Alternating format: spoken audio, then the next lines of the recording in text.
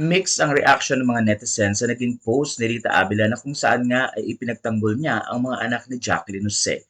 Ayon kay Rita Avila, wala naman ang mga tao sa kanilang pamilya kaya hindi nila alam ang tunay na nangyayari. Narito ang post ng nasabing aktres. Tulad ngayon, ang daming kuro-kuro, sana kasigan nito ang ginawa. Dapat kasigan niya ng ginawa. Bakit naman kasi ginanon?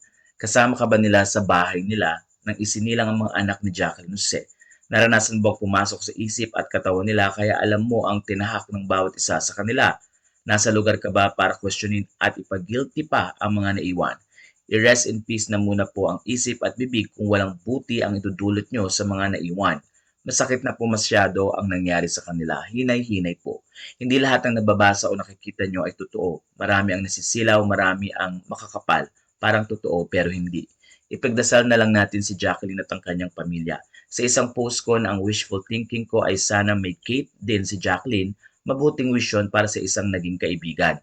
Dahil malungkot nga daw siya sa pagiging mag-isa at dahil alam ko ang advantage ng mga may kasamang nagmamahal, nag-aasikaso at nagpapasaya sa akin.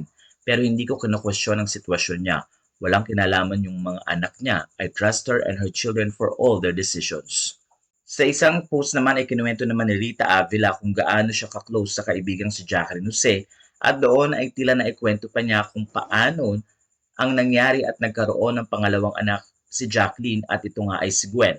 Narito ang kwento ni Rita. I watched you again being interviewed by OG Diaz. As usual, you were honest and direct to the point. I felt your sadness and longing for your children, especially for Gwen, my godchild and gift from our one-night hasty adventure. Too bad I wasn't able to see him anymore because of. But I am glad that on the last time we worked together, you still shared something about. Then you were calling me on the night that Pi's mom passed. I couldn't answer because. No more worries and loneliness now, Jane. Rest in peace and joy. We will meet again.